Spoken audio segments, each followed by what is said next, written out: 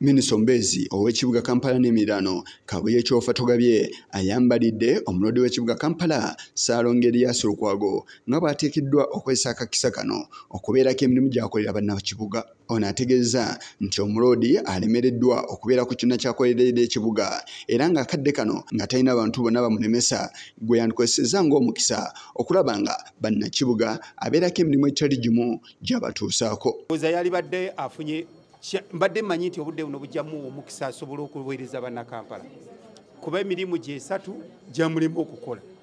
Nze maze omwaka mulamba sinalabayo wange ku strategy gy'aleese oba police nti yino egenda tuyamba okutambuza Kampala. Ennaku zino sikyamulaba bwayaniriza n'abagenyi.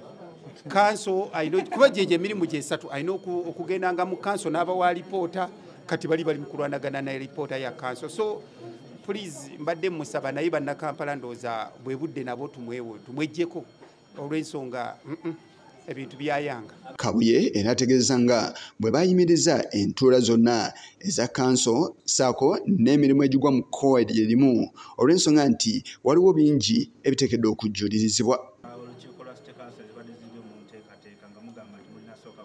Of course kiba kya bugundi tekyeta batuule kuki kati twabagambye balindeko kuba nga ne bubadde batuulirayo ng'olaba ebinankali bakubagana biki kabagira bakakkana namu katono wiiki ejja tujja tuddamu tutuule tulabe engeri gye banaatuula. So tekirinamu gundi kibadde ne kijja na kuba na kya butaliimu batuula kuki basooke balindeko tumalirize batuleke tubawe kye baagala. Bw'abuuziddwa ku nsonga ya nankulu w'ekibuga Kampala eddemu lino balituusizza agumizza bannakibuga nga essaawa yonna omukulembeze w'eggwanga Yoweri Kaguta Museveni bw'ajja okulangirira nankulu w'ekibuga agenda okuddira mu bigere Dorothy Kisaka eyawummuziddwa n'omumyuka we Engineer Edward Luyimbazi awamu n'abadde avunaanyizibwa ku by'obulamu Daniel Okero.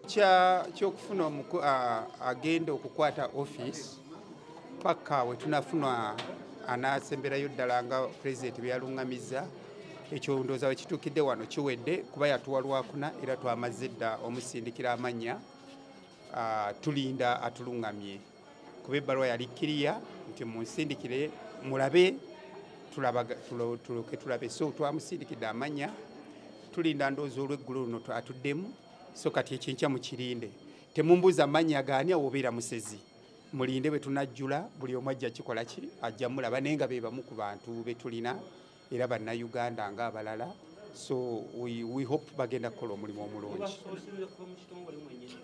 Tubafunye kubanga President tugambye tunoonye ebyo byonna tujja bibategeeza nga tukoze eki ng'obudde butuuse. Ensonga ya kasasiro nayo tagiresse mabega. Ate ekyo kya bugundi kya bunafu kubanga ensonga zino zo zituuse era baminisita be bazireese kati ensonga za kasasiro zo tuzikwataganyaako olwaleero tumaliriza n'abeeri ab'Ekatikolo ndowooza wiiki ejja nabo tujja kuba n'ekifo kyaffe ekipya kuba kati kye kisinza okuleeta obuzibu naye era mu buzibu bwonna abantu baffe bakyakola neebaza nnyo ttiimu ezisigadde nga zikola naddala abayonja ekibuga awamu ne basitaafu abalala nabagambye buli omu asigale ku mulimu gwe atayagala kukola hansegulire naye ateekemu resignation sijja kufukamirira muntu yenna ati jangu okole naye bano waliwo abalina feelings abalina simanyi biki mbw abamu bannakuwavu genda nze njagala kubeera n'abantu abanaakola ki abanaakula. Ekyazalidde abakungu b'ekitongole kya KCCA akabasa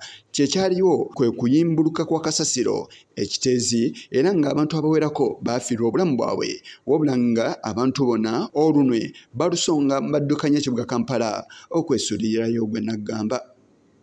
Yise Kigongo ku lwa Channel 44 olw'eggulo.